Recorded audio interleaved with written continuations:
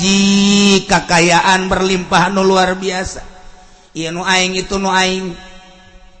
Bro dipatok bro di juru ngalayah di tengah imah. Ieu nu aing, itu nu aing, ieu nu aing, itu nu aing. Nu nandingan kekayaanana. Nomor kedua, Firaun teu pernah sales macan. Salila hirupna nya mah gagah bae. Sehat bae. Sugih aya di nyana, gagah aya di nyana. Beunghar aya di nyana, jabatan aya di nyana. Cak nyana nu kos kieu mah pangeran. Geus aing mah ngaku pangeran. Jadi Firaun ngaku pangeran. Ku sebab gagah. Kaya. Di urang ge sebenarnya mah lain Firaun. Lain Firaun bae asal dibere gagah, bae geus sakumaha pangeran bae. Aya jelema tadina susah, kemudian nyana dagang usaha kuari kaya raya eta nyana lamun nitah mang nyokotkeun sendal geus lain make curug, make jempol suku. Bakal gitu tuh, bakal itu sendal aing, make jempol suku. Eta kapan sarua Firaun. Masya Allah kan. Kadanan nyokot sorangan mah geus kajen jaya anak buahna atuh make lengan cek bawa tuh kadi. Kadegeun itu. Ieu mah lain make suku. Noel lagi make suku. Trek.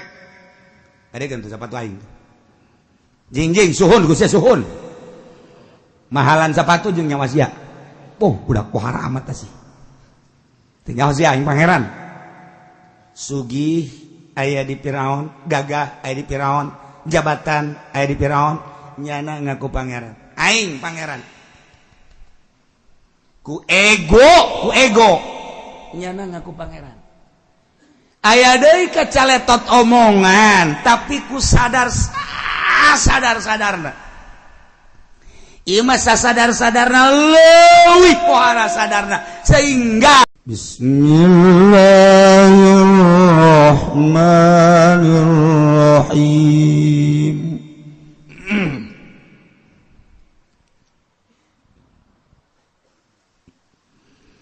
Walamma waqa'a 'alaihimul rijzu qalu ya Musa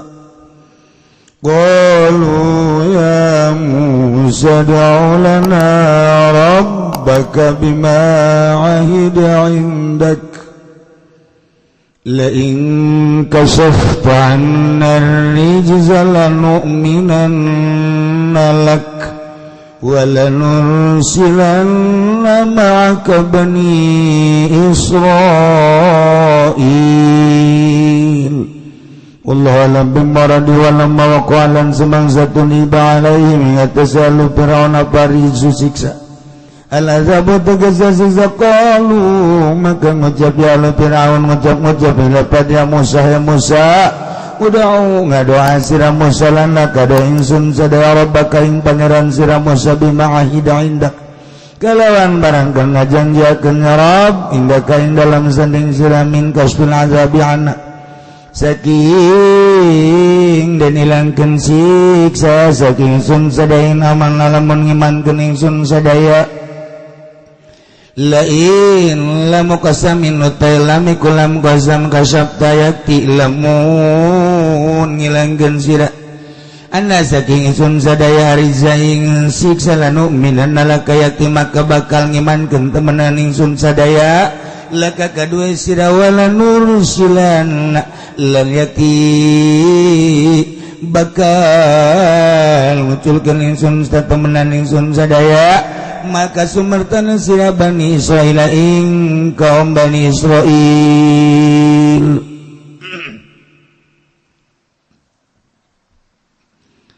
falamma kashafna anhumur rijza ila ajalinhum balighu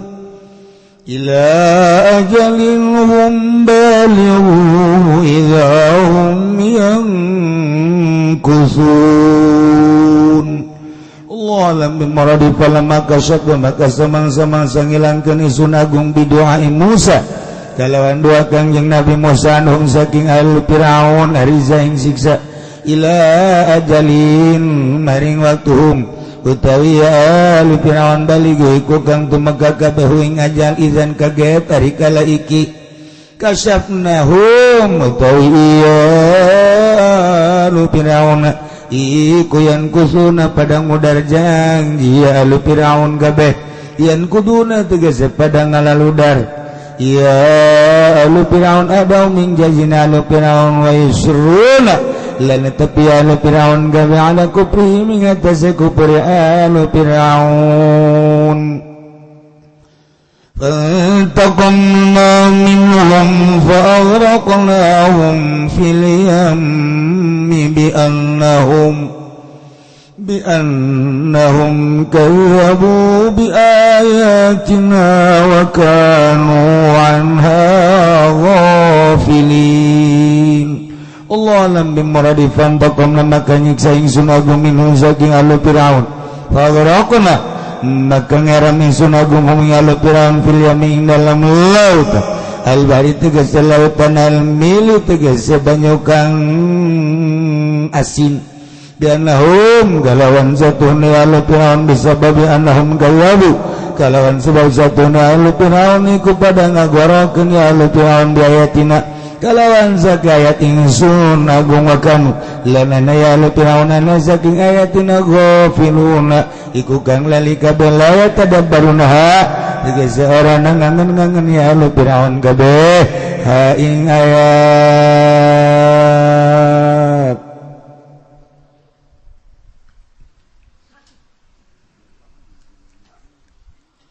Fir'aun beserta kaumna disiksa ku Gusti Allah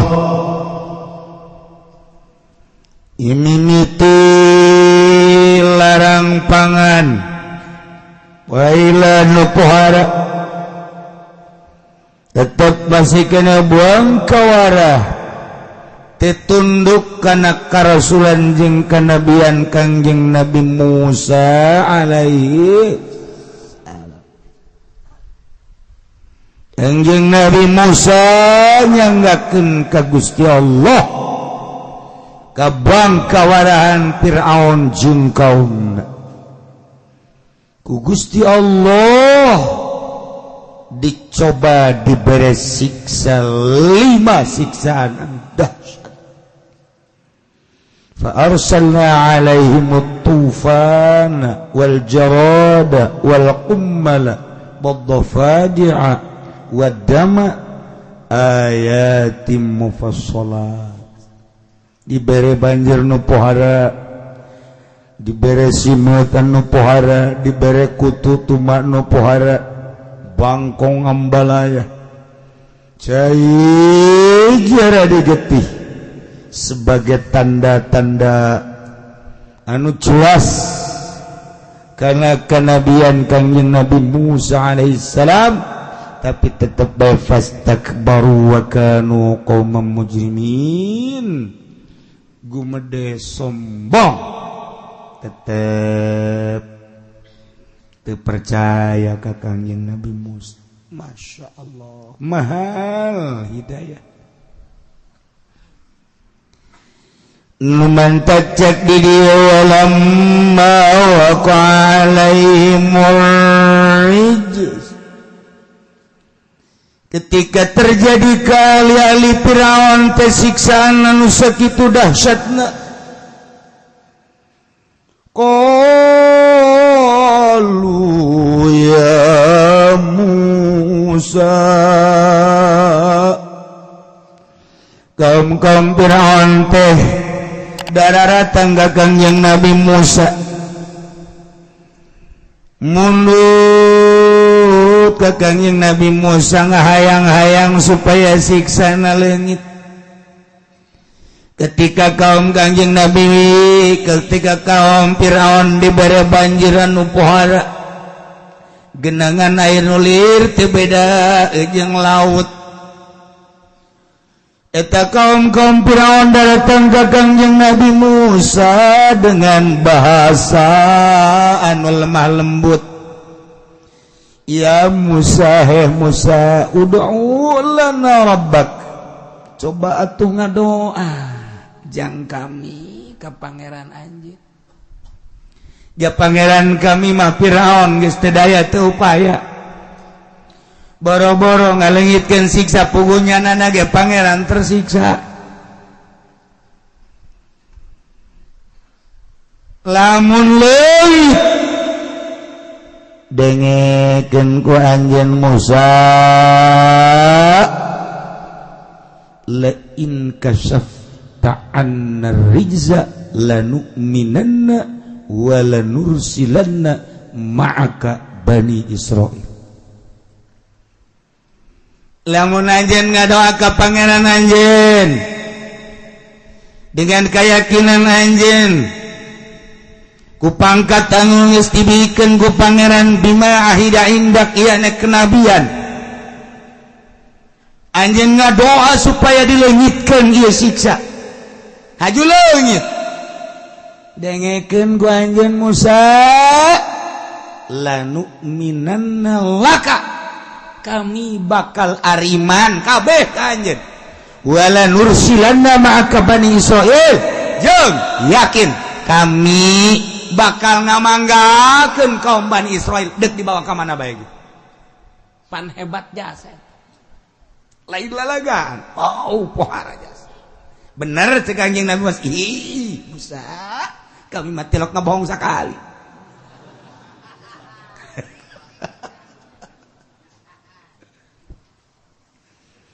Kangjeng Nabi Musa teh atuh kapan kita dakwah kemudian kaumna aya pamentah yang dileungitkeun ieu siksa dengan perjanjian lamun siksa leungit teh kapan bakal iman harapan Nabi harapan Rasul dakwah teh supaya arariman la asalukum alaihi ajra teh hayang dibayar nya mah lain cara si eta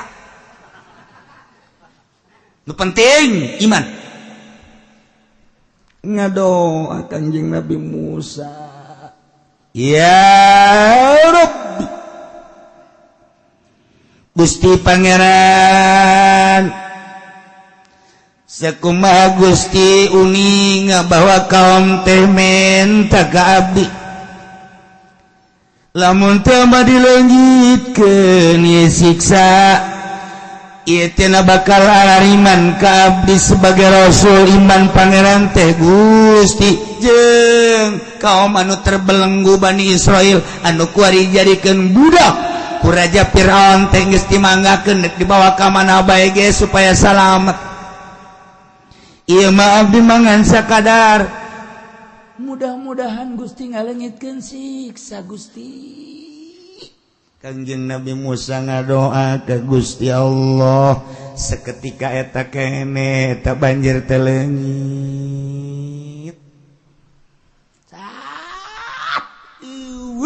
banjir kaum baralik hebat Musa sugana geus teu hebat sihirna aja hebat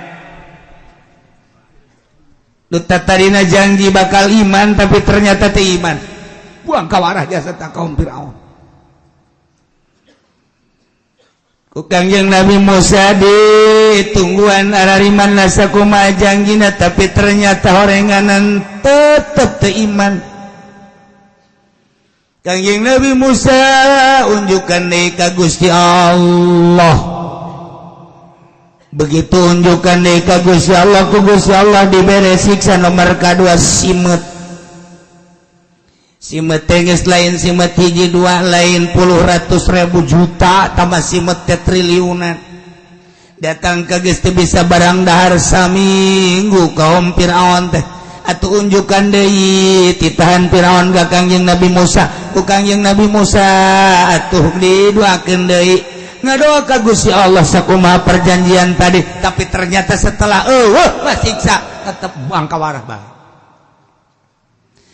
mereka tilu disiksa deui ku Gusti Allah ku kutu kitu keneh ementa doana eueuh deui tetep bangkawarah bangkong gitu keneh terakhir getih tetep begitu eueuh dengan doa Kangjeng Nabi Musa perjanjian nyana jalir bae diabadikeun perjanjian kaum Firaun beserta Firaunna dina Al-Qur'anul Karim nu kurang dibaca ieu falamma kashafna anhum ar-rijza ila ajalin hum balighu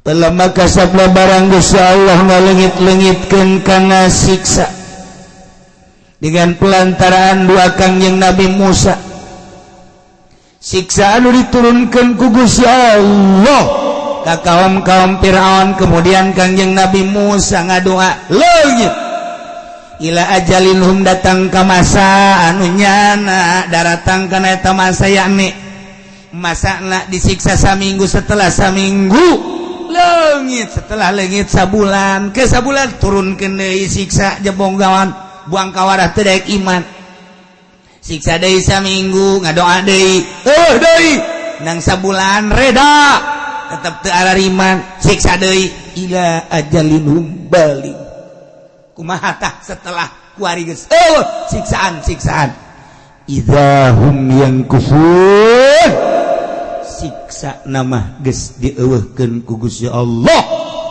tapi ternyata hum yang kufur ieu kaum Firaun teh inkar jalir tina janji wa yusirruna ala kufrihim terus makin menjadi kufurna Masya Allah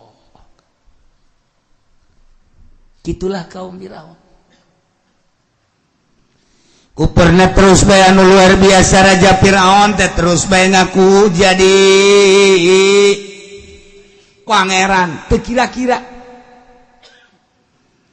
numantak raja Firaun tina ratu tina raja kemudian ngaku pangeran hiji kakayaan berlimpah nu luar biasa ieu nu aing itu nu aing bro dipatok bro di juru ngalayah di tengah imah ieu nu aing itu nu aing ieu nu aing itu nu aing eueuh nu nandingan kakayaanana nomor kadua Firaun teu pernah sales macan salila hirupna nya mah gagah bae sehat baik sugih aya di nyana gagah aya di nyana beunghar aya di nyana jabatan aya di nyana cak nyana nu kos kieu mah pangeran geus aing mah ngaku pangeran jadi Firaun ngaku pangeran ku sebab gagah kaya di urang ge sebenarnya mah lain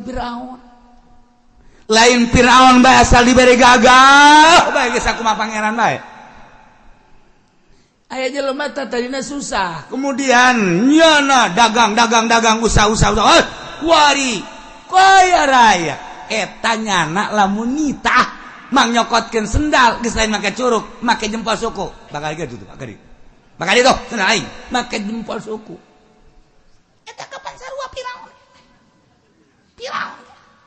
Masya Allah kan kadanan nyokot sorangan mah geus kajen jaya anak buahna atuh make leungeun cek bawa atuh kadeun itu ieu lain make suku noel lagi make suku trek kadeun tuh sepatu aing jing suhun Gusti suhun mahalan sepatu jeung nyawa sia budak pohara amat sih tinggal sia aing pangeran sugih aya di Firaun gagah aya di Firaun jabatan aya di Firaun nyana ngaku pangeran aing pangeran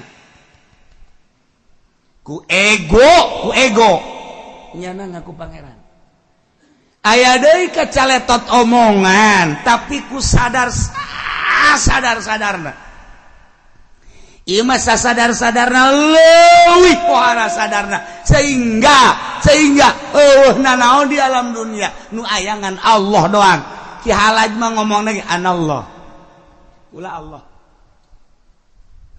mentak ditangkap ge nya nama atuh Mansur Husain ditangkap ki halaj mah lantaran nyana ngaku Allah anallah di urang Sasiti Jenar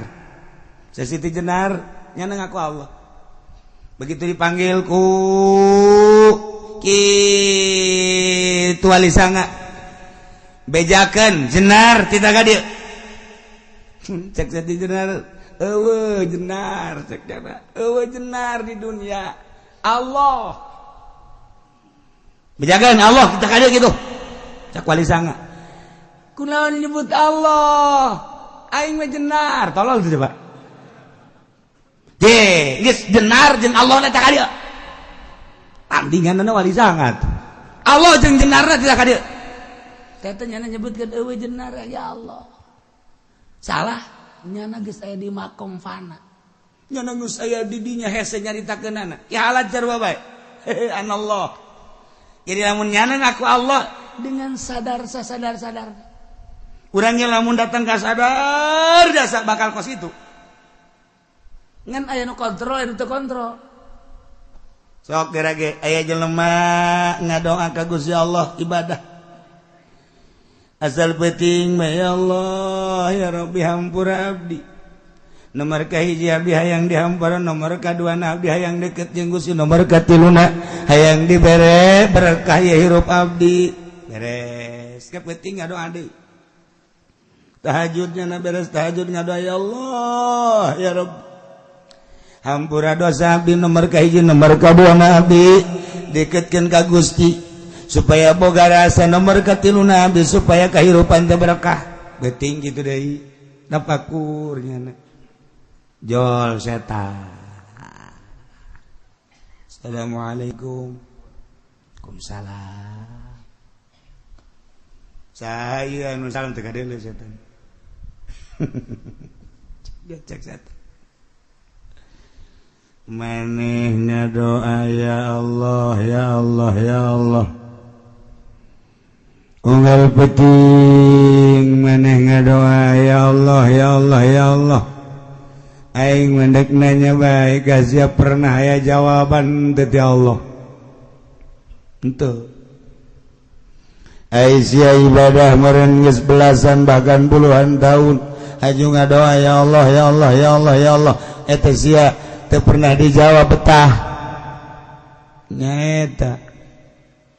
Jangan ayang aya jawaban sakali. Aja sia terus bae ya Allah sanajan sia teu pernah aya jawaban. Buku keur bingung jagan. Teruskeun apa ulah jaga aing ulah. Ayo jawaban mah teu ulah diteruskeun jangan naon ge boro-boro ka Gusti Allah Pangeran Nu Maha Kawasa Panjaksia. Sakilang urang minta cinta baik kawe hajo jawaban pun ngambek. Urang nyeun surat hajo hayang balasan.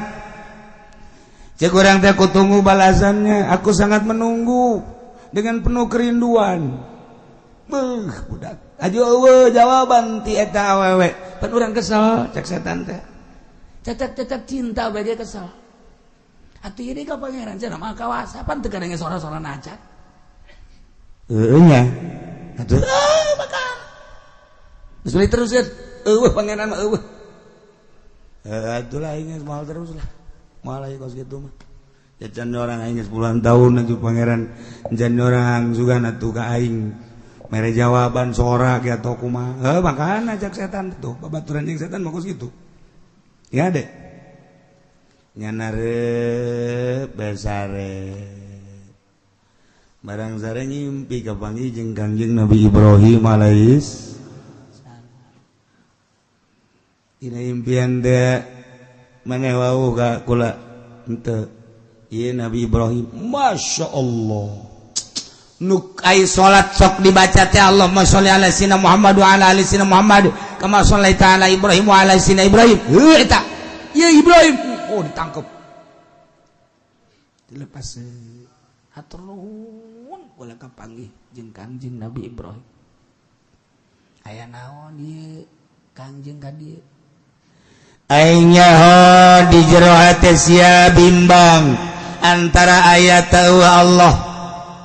Bener kan? Bener. Nu diajak obrol ka maneh nyaon teh eta. Aing nyaho jasa man dengan bangunna setan. Aju pada tuh sia nurut. Tadi nate ajakian lah dia bener setan-setan ge omonganna nai bener mah meureun cokot tolol. Sakali setan bae cek Kangjeng Nabi Ibrahim. Ulah sok nuturkeun setan mah setan bae sanajan bener ngubruskeun. Ulah atuh ayeuna mah kabeneran kapanggih jeung Tuhan Kangjeng Nabi Ibrahim eta kumaha abdi ngadoa ka Gusti Allah unggal peting ya Allah ya Allah ya Allah ya Allah kok teu pernah mere jawaban. Nah dek dibere ilmu maneh ku kaula lantaran lamun maneh ngagelok umat bakal ngagelok cacak-cacak maneh anu tahajud unggal peuting doa unggal peuting kemudian ngagelok ku gara-gara setan atau kaum murid maneh ulah gelok haju kudu kumaha atuh kayakinanana ya cek Kangjeng Nabi Ibrahim maneh tadina aya teu haju kuari aya nu ngayakeun maneh sa Allah baheula ti eueuh ka aya eta ayana nang mesentan teu henteu aya sorangan haju kuari hirup sanggeus hirup ieu maneh napas diatur ku maneh lain can ngatur Allah lamun Allah nyabut paeh kuari diayakeun we hirup jeung paeh nangsa nang Allah bener engke sia suatu saat ketika geus datang ka ajal bakalna nyawa keluar paeh tah moal paeh nangsa tah maekeun nang Allah kunaon riweuh-riweuh amat maneh ti eueuh ka aya nang Allah kuari aya napas diatur ku Allah hirup maneh lempang ka kaler ka kidul ka wetan ka kulon teh eta teh digerak-gerakkeun ku Allah kemudian ke paeh ge ieu teh ku Allah bakal dicabut nyawana kok ngadoa haju bimbang endek amat si pikiran aya kitu kumaha maneh ngadoa ya Allah anu ngangkatkeun leungeun ka luhur saha Allah anu ngabisakeun ngomong Allahumma sa Allah atuh kok mana keur bingung keneh bae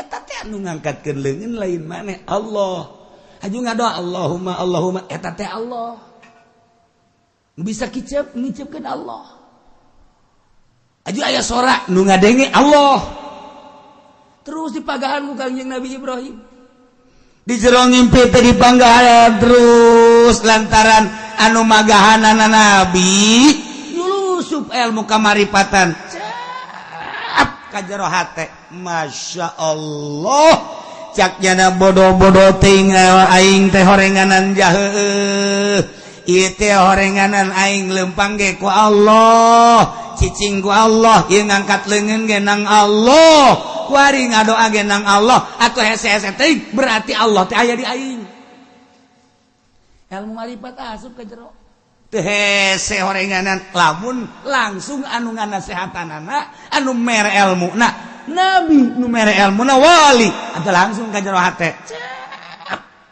coba nu mere nasehat da Kiai Golkar nu kadeuleu bendera koneng set nu nganasehatanna Kiai PDI nu kadeuleu tanduk anu nganasehatanna kiai petilu berarti nu kadeuleu Ka'bah gambar Ka'bah lantaran nu nganasehatanna ieu aya da jero hate Allah atuh julusup kanyanana ge Allah jadi berarti kumaha nu nganasehatan cek kira teh aja keur ieu ge aing ngaji kos kitu tapi teh julusup ka jero hate tapi barang Kangjeng Nabi Ibrahim mah anu nyaritana kocep bae ka jero hate lantaran naon lantaran Kangjeng Nabi Ibrahim di jero hatena eueuh nanaonan nu ayangan Allah doang kuari ditransfer ka jero hate seseorang nu keur dinasehatan Allah asup tek ngaripat jana ka Allah begitu pentingna ngadoa ya Allah ya Rabbi asa aya Allah malam kadua ngadoa di asa aya Allah malam katilu tuh pahara jasa setan datang deh saya tengah jeding amat sih kamari mas ya nurut guys apaan sia teh ngadoa ya Allah pernah ngadenge Allah goblok sia setan gara cicing diharap gelut sia jeung aing pan sia jadi gagah kuari mah geus eueuh mobilan di jero hate aing motor jero hati jabatan wilayah nu aya ngan Allah doang sia buang kawarah musuh Allah ka dia siap aing sia ditikam siap aing waduh cak setan jadi kos kieu ye ini setan bebeja nya ka raja setan Tuan Raja naon sia aya hamba Allah kamari manurut nya geus gulak-gilak bae haju nya geus nganyatakeun pimplan Allah teh nya aya Allah yang ayahnya Allah tapi kuali magagah jasa kukula geus digoda terus bae waduh malah kula deuk ditikam datangan deui ku sia dipecat sia ku aing tina kasetanan sia paharan setan ge bisa mecat setan jadi naon atuh engke ka ditu goda lapor deui ka aing hasilna digoda deui ku setan keur Allahumma mantak sing ada teh urang lamun peuting ngadoa eta setan teh mengelilingi urang lamun urang ngadoa ya Allahumma lakal hamdu Allahumma lakal hamdu Allahumma dan lain-lain sebagainya urang dibaca doa cak setan teh teu kudu ka make sorana naon lah make leumpang aing bluk bluk bluk bluk bluk coba kumaha wassalamun alal mursalin cak setan encan aing ngabungkeuleuh nya geus wassalamun ya kecil mah kos kieu bae kecil isukna ke moal waka cak setan teh moal waka diganggu gede-gede heulanan kaeun heula antep heula ka cai balik di cai keran dibuka di mana ceknya sanu nuturkeun nya ditutup deui wah asana ieu asana lah eta setan makhluk Allah ieu makhluk sesama makhluk tidak usah saling mengganggu kadengeun kan ku setan ayo sia salat sholli sunat tahajud Allahu akbar jiban keran aya deui bae aing mah salat tahajud teu kuat ya kos kieu bae teu kuat ieu mah geus agara ke walad doli dadah aju ka pamajikan nyulus ka pancena geus keran muka deui atuh keran loncer meureun weuh kencang tadi geus teh muka deui eta muka jeung kuku mah jurig emang gak kasihan ka jurig teu isin doang gitu setan lendelekeun bae ya kakarak sakitu tapi aya nu kuat siap keran ngocor bae ku jurig sia teh sieun aing mah teh sieun boga gagah cak setan teh geus kajeun tahajud Allah plek sore ya arak sora ingat teh sieun waduh kuat cak aja mulai menyang setan ieu bisa beneran ini mah ya sepeda menyan kuat oge ya jak nih menyan bok ibong wow hayalan geus lain deui geus lain ka Allah geus tahajud geus bari pocong mah aya di jero tapi ieu mah bebeneran asana mah ieu mah bebeneran asana mah enggak gegeran bae tahiyat barakatuh salat itu asyhadu an la ilaha illallah Assalamualaikum cak setan sakitu doang encana naon urang geus kos kitu mantap digoda terus ku setan ta ieu ge kiai tahajud digoda ku setan ta eta setan mengagoda teh pohara jasa mantap Firaun gagah dinyana kaya dinyana jabatan dinyana tajuk sehat bae teu pernah muriang sales macan kos kieu mah sedeng aing mah jadi pangeran ngaku pangeran aing pangeran hartina lamun ngaku pangeran dengan penuh keegoan nyana kafir beleumeun Allah tapi ki halaj mah ngaku pangeran anallah kaula Allah malah ka surga Siti Jenar eueuh nanaon ge Jenar mah eueuh nu aya ge Allah malah ka surga ngaku Allah tapi ka surga nu ieu mah ngaku pangeran tapi ka neraka naon sih eta perbedaan anak jero hate nu ieu mah ngaku pangeran ego nu ieu mah anallah sadar cakumaha tadi ngadoa barang culusup ilmu marifat ka jero hate kiai jaheuh horenganan ti eueuh ka aya nang Allah napas kaluhur ka handap teh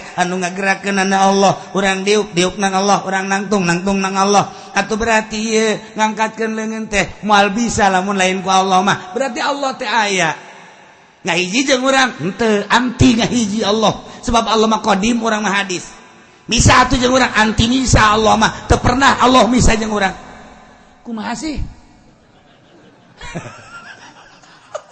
pikiran urang kitu lamun urang ngaji makan empat mah ngahiji Allah jeung urang moal bisa Allah mah qadim urang mah hadis Allah mah khaliq urang mah makhluk manya makhluk ngahiji jeung khaliq teu bisa misa atuh urang jeung Allah teu pernah misa Allah mah sebab gerak urang gerak Allah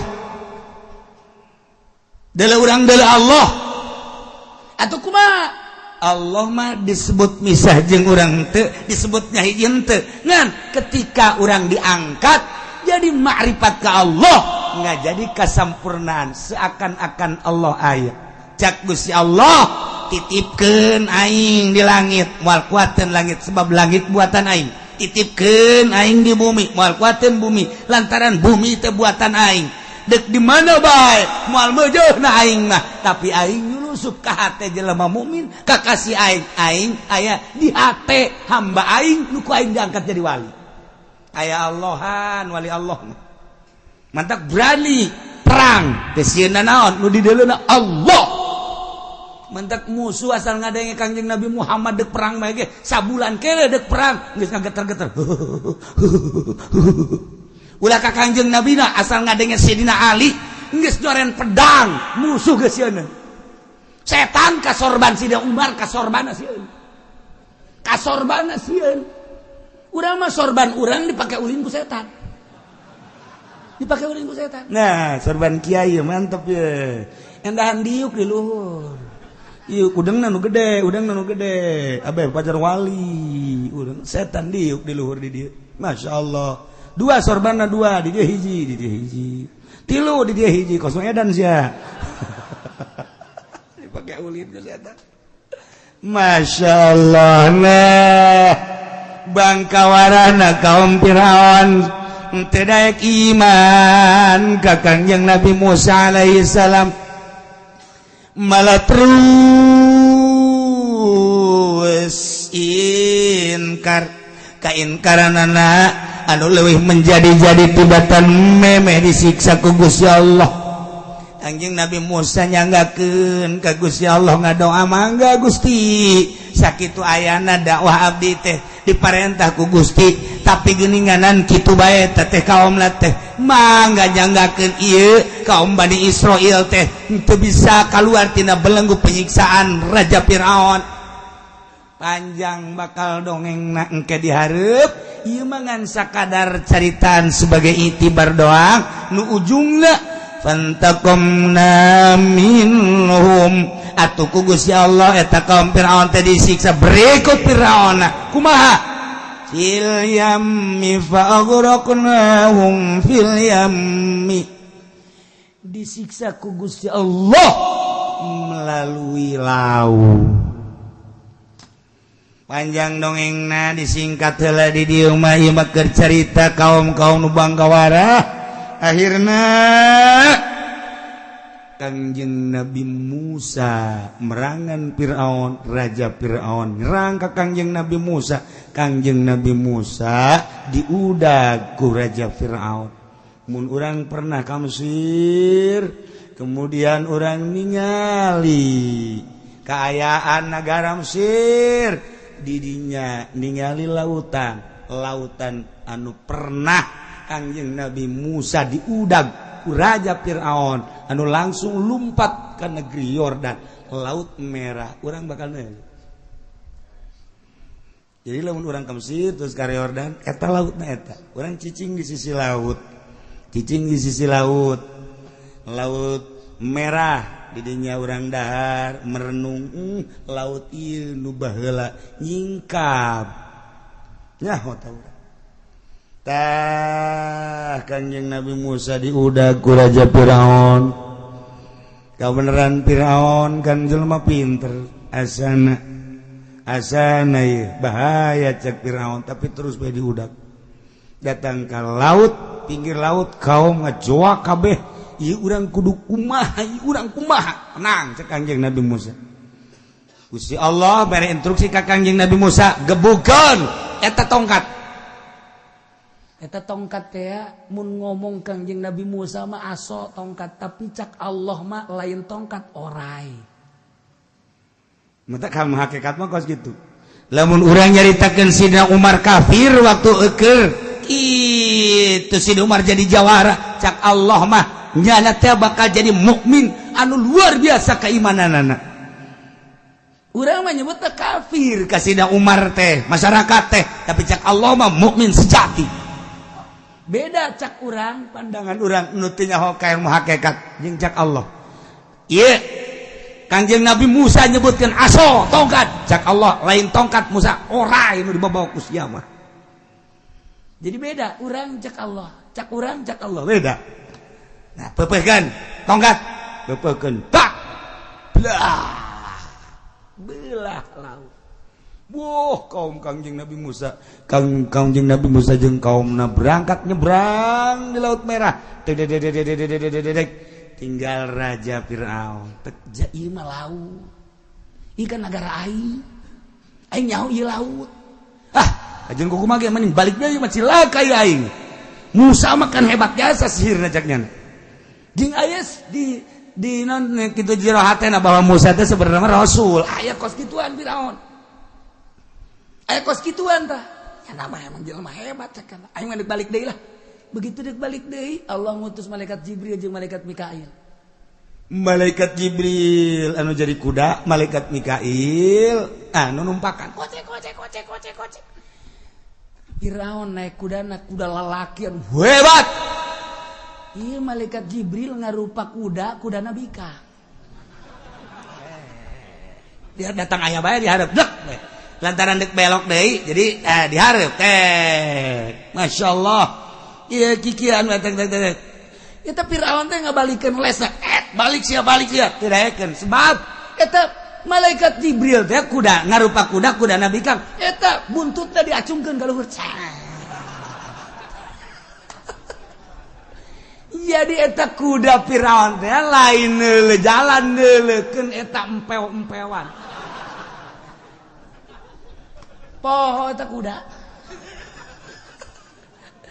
ke kuda lamun geus neuleuh nu bikang kos kitu nu leuwih bikangna atuh lalaki ge lamun hobi ka nu kos kitu asal dibukakeun atuh geus lupa daratan kajen teuing imah dijual buruan dijual nu di deuleuh eta doang dibikeun kabeh ka urang Karawang beak kabeh nu kolot geus teu kabagian nu kolot sawah nu ditu teh ka mana ka ulah bawa mong pindah ka Karawang oh jadi urang boga sawah di Karawang ngencong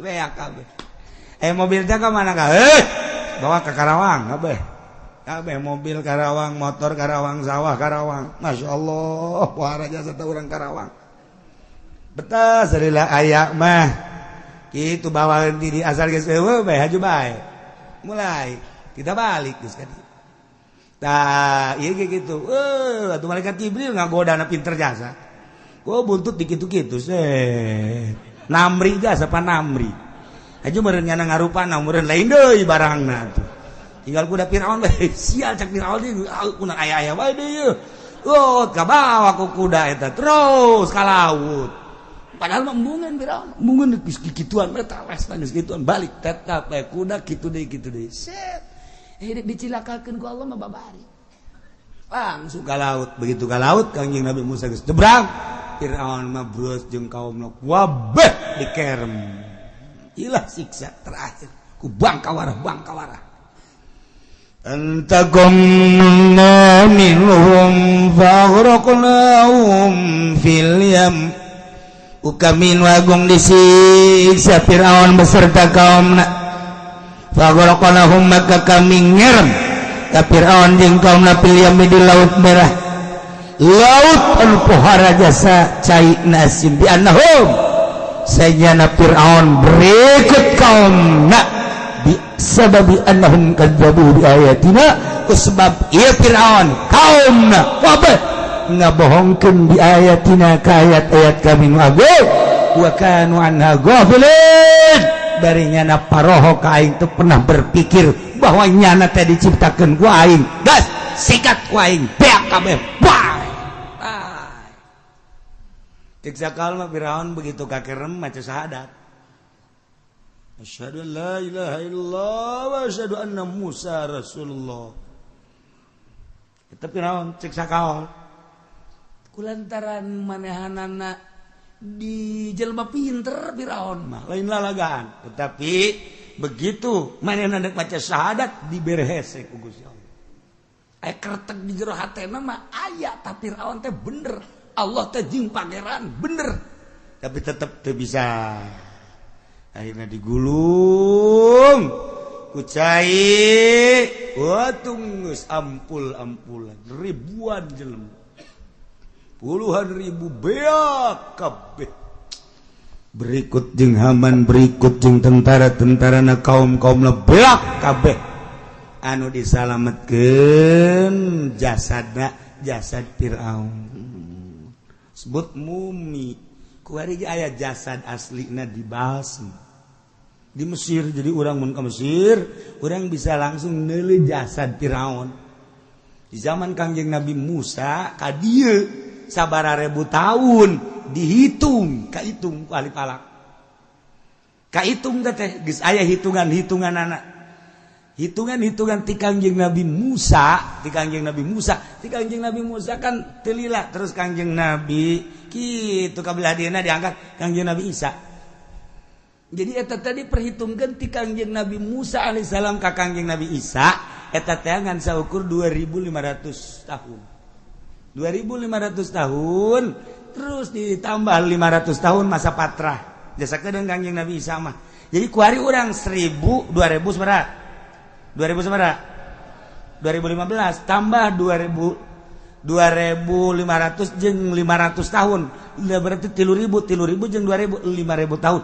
ieu jasad Firaun aya keneh di balseman bedana ngaletikan saeutik jeung aslina deui aslina artina aslina teh henteu dilempengkeun teu paehna Firaun teh kan kitu tah kayak diharap bakal diceritakan orang mundongeng Firaun nu diharapna paehna Firaun teh kos kitu nyeri jasa beureunanan sakaratna ieu nikel tadi ieu aslina eta bae henteu dirobah henteu ieu kuari ge keaslian Firaun kos kitu waktu paehna kos kitu bae molotot ieu na kieu ieu na nikel nyanana molotot ngan pedah ngaletikan doang tina aslina asli ada gua dan untuk besindeuk hayang neuleuh Firaun utek kudu ka Mesir di urang aya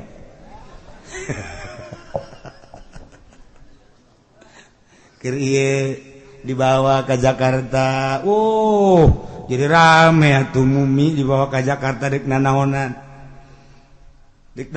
ditampilkeun atuh naon kitu ngaranna usaha bae tapi ulah kos gitu tapi direferensikan ku negara dibawa ke orang di Istiqlal pan hari taya di hayang neuleuh Firaun langsung kula ge neuleuh pan ka ditu hayang neuleuh kos kumaha Firaun teh ngan lamun neuleuh langsung gegeraan ulah cepet ulah lambat ulah dilelenget urangna kudu bari istighfar astagfirullahaladzim salila urang neuleuh Firaun kudu istighfar bae Astagfirullahaladzim atubu ilaihi astagfirullahaladzim besi tepa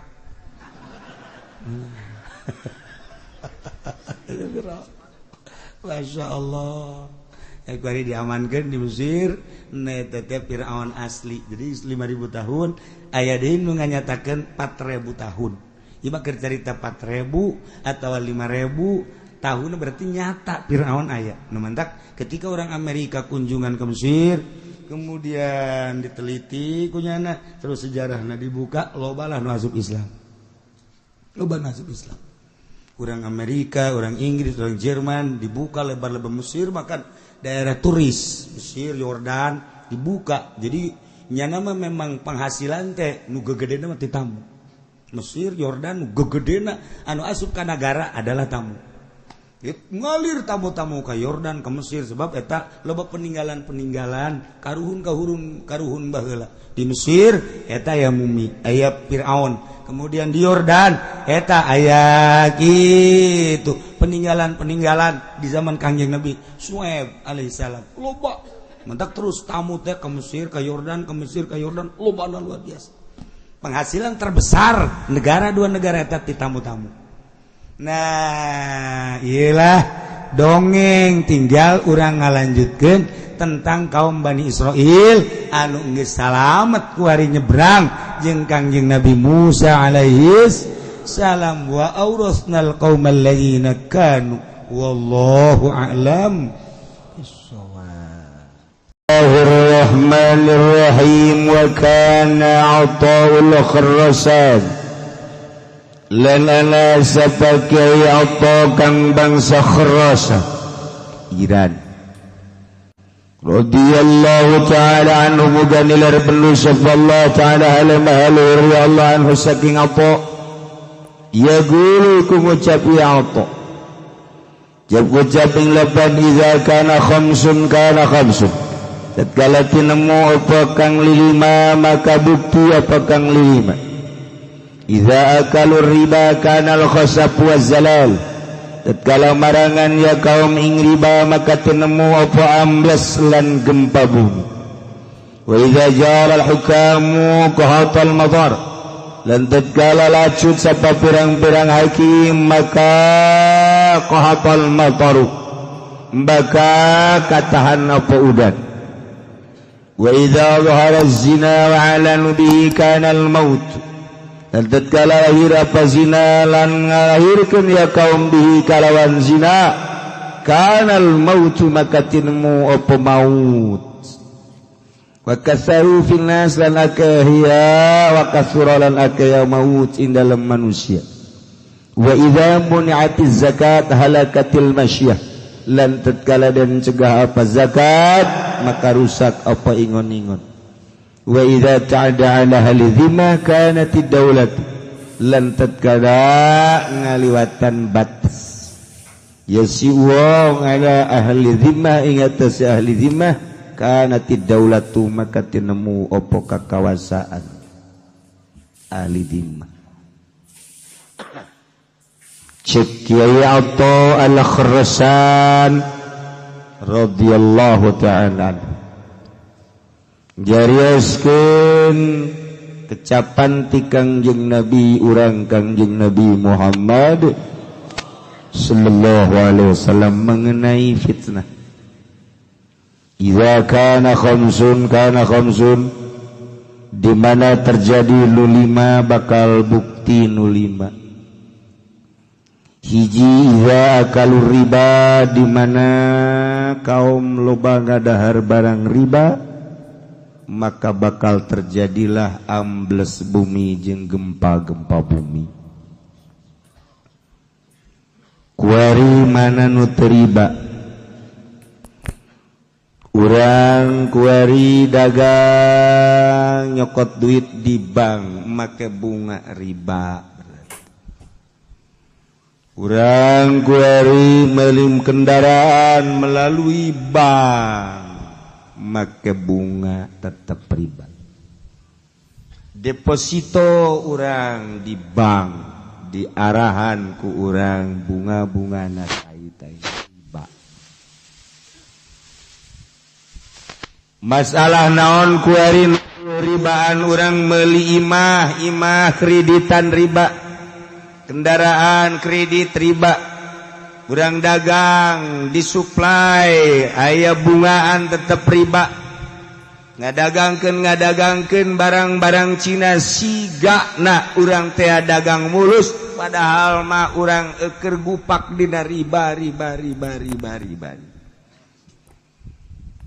urang tani kemudian urang meuli pupuk-pupukna pupuk ti nagara riba. Urang ayeuna mah meuli bae atuh tai kotok di pabrik barang najis ku urang dibeli riba. Mana nun teu riba kuari. Ti mimiti imah kendaraan pakaian datang ka dahareun hampir riba 100%. kuari mana anu ribaan coba naon ribaan mun Kangjeng Nabi nyaritakeun di akhir zaman ke bakal kabeh timimiti kendaraan imah jeung dahareun pake sandang pangan kabeh haram. Sahabat kaget kudu kumaha tungke eta ibadah ka Gusti Allah. Ieu kuari urang nah mana nu terlibat mana urang hayang embung tina riba. Kiai kuari kiai cicing bae usaha teu naon tekan dibere ku pelimbah teh biang riba.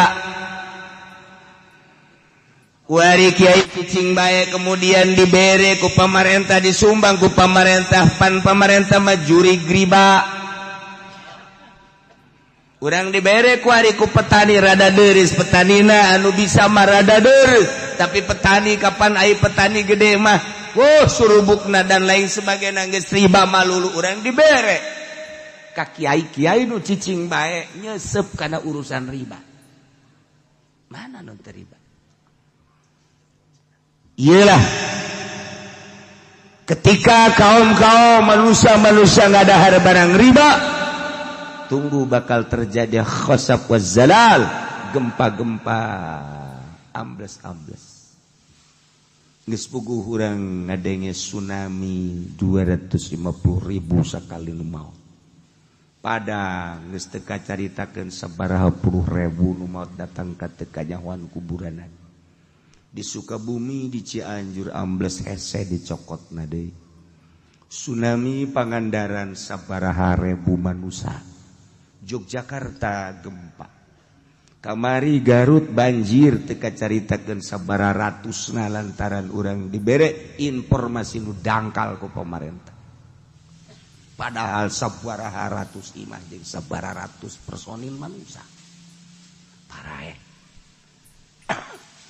Encan di daerah-daerah nu mamana nu letik itu ya moal bisa ditahanan ku kumaha ge sebab Kangjeng Nabi geus caritakeun idza akalur riba kanal khasaf wazzalal di mana geus gadahar riba bakal terjadilah pengamblesan jeung pergempaan cing hade hiji. Nomor kedua wa iza jaral hukam qahatal matar di mana geus lalacut para jaksa para hakim para pemutus hukum ustad jeung kiai telah menyalahgunakeun mana aya ku ari hakim anu jujur mana aya jaksa anu jujur boro-boro hakim jeung jaksa anu aya di lingkungan 3 segi emas kiai bae ge kiai geus hese nu kudu hukuman haram tetap haram kiai masih kene ang-angan asana emang keur ieu mah haram eta budak kiai eta kredit wa emang ai asana mah bener eta ieu mah haram ai kuari mah ya wallahu alam lah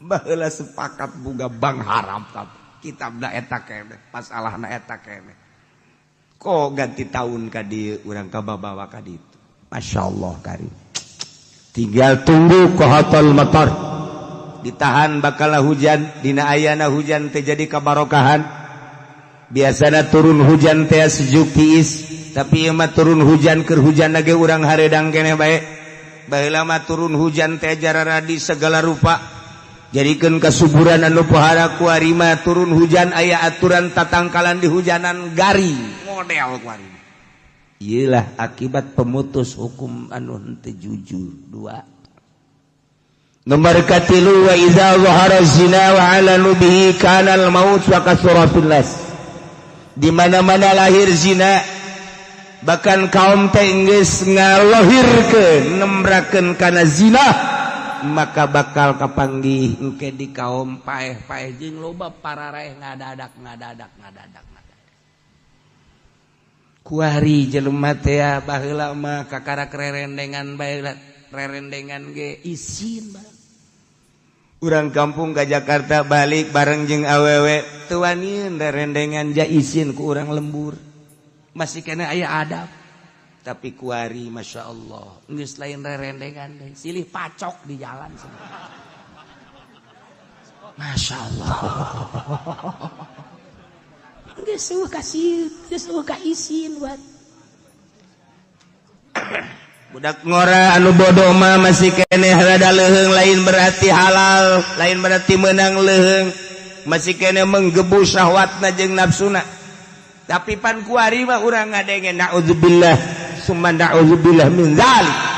Lamun nu berpendidikan ai eta guru-guru zararina. Ari eta anu osok mere petuah-petuah di negara zararina. Lamun baheula di zaman Pak Harto, zaman Pak Adam Malik main bongkar-bongkaran, berapa cengceman wanita nu aya di Cipanas, nu aya di Puncak. Saat eta main bongkar-bongkaran, nu tadina masyarakat teu nyaho. Di zaman Pak Adam Malik muncul Menteri Penerangan Harmoko. Tidinya lah main bongkar-bongkaran kanyahoan jenderal anu cengcemana anu. Menteri anu cengcemana anu. Eta zaman eta kuari mah geus ambalaya. Ambalaya kuari mah. Lantaran baheula mah disadiakeun teh lamun kunjungan kenegaraan luar negeri ka urang, eta teh persediaanana aya di jerona persinahan deuk dipake deuk henteu. Kitu kene kunjungan kenegaraan Indonesia ke Amerika, ke Inggris, ke mana deuk dipake deuk henteu, tapi perlengkapanana geus aya. Kuari mah kunjungan DPR ka daerah bae geus kudu kos kitu. Jarariji aing mah ngadengeun. Lamun dibongkar urusan per DPR-an jeung per MPR-an, naudzubillah min zalik wa min zalik wa min zalik wa min zalik wa min zalik wa min zalik wa min zalik wa min zalik wa min zalik. Uyuhan betah harirup di dinya. Uyuhan betah harirup di dinya. Masya Allah. Nah iyalah bakal ulah kaget sing geletek bakal loba nu maot ngadadak truk maot engke bakal ambalai kuari geus kanyataan.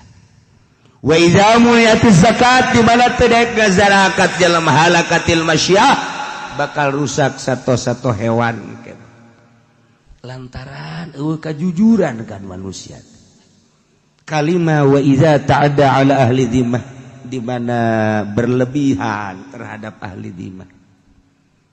Kafir-kafir anu bayar upeti di negara di urang ieu WNI warga negara Indonesia asli, WNI anu nyieun warga negara baik eta bule maupun eta orang RRC atau sekitarna nyana domisili di urang bayar upeti kan ka negara.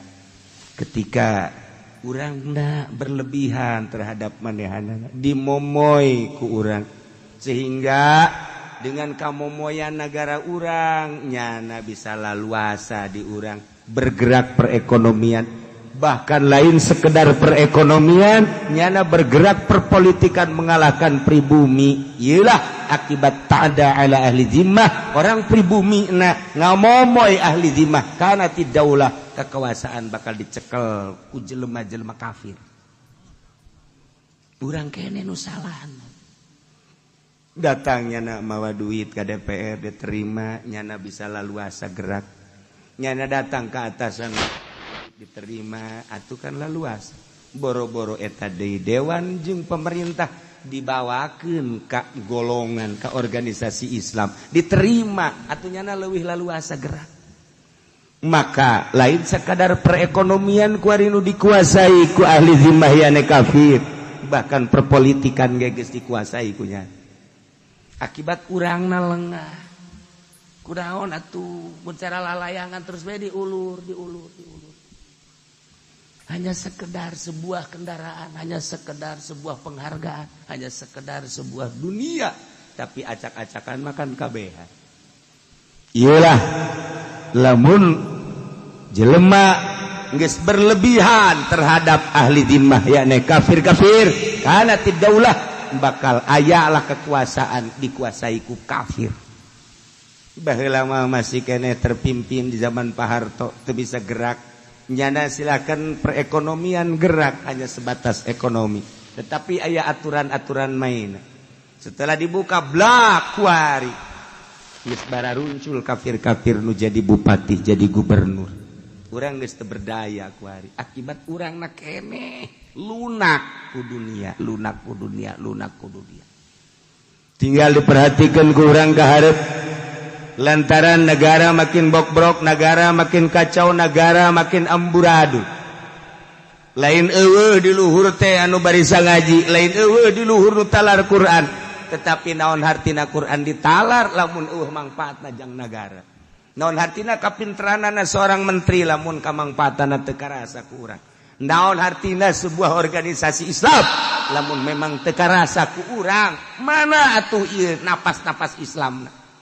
Tarolah napas-napas demokrasina mana atuh kuari? Lantaran lunak terhadap ahli dhimah, kekuasaan bakal dicekal ku ahli dhimah. Tinggal orang introspeksi, negara nu sakieu gedena dicekal ku bangsa Indonesia nu sakieu lobana jeung palalinterna. Kok hanya segerintil dua gerintil manusia bisa menguasai urang? Bodoh amat urang, bloon amat urang, goblok amat urang, tolol amat urang. Ditolol-tolol ge emang urang mah tolol. Digoblok-goblok emang urang goblok. Kunaon atuh? Hanya beberapa gerintil manusia bisa menguasai. Marilah urang introspeksi babarengan negara urang sebuah negara anu maju nu makmur. Anu diperbutkeun ku seluruh negara lantaran ieu hasil nagarana luar biasa. Geus puguh pertanian, logam, minyak, kayu, segala rupa aya di urang. Bahkan aya seberapa pulau anu encan pernah dijamah ku tangan-tangan manusia. Saking makmurna. Sakieu ge dikorup terus ku Amerika, dibawaan ke luar negeri. Lain bae Amerika, bahkan negara-negara lain mawaan hasil-hasil bumi, tetapi henteu pernah kadenge di urang kalaparan.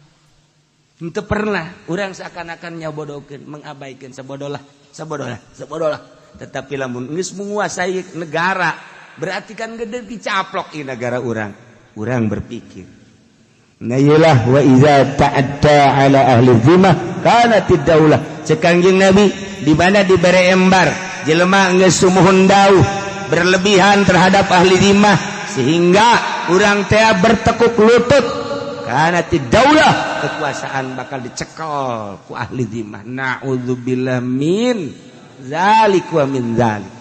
Urang mangomong ku kumaha ge sapira urang jelema nu aya di handap, boro-boro polisi jeung abri hansip ge lain urang.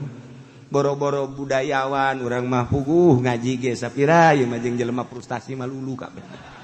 Jelema anu empes-empesan kabeh ge kan sakadar bisa ngomong jeung ngadoa we ka Allah. Mudah-mudahan di negara urang ku Gusti Allah diamankeun. Negara urang ku Gusti Allah diperhatikeun, negara urang ku Gusti Allah dijujurkeun jeung diadilkeun, negara urang ku Gusti Allah diamankeun sehingga urang nu ngeusian negara bisa jadi ngarasakeun katentreman jeung keamananana, jang kelanjutan hirup urang, anak urang, incu urang jeung balerea supaya tentrem, subur makmur loh jinawi. Bi barakati ummil Quran al-Fatihah. Bismillahirrahmanirrahim. Alhamdulillahirabbil alamin. Arrahmanir rahim maliki yaumiddin. Iyyaka na'budu wa iyyaka nasta'in. Ihdinas siratal mustaqim. Siratal ladzina an'amta 'alaihim ghairil maghdubi 'alaihim waladdallin.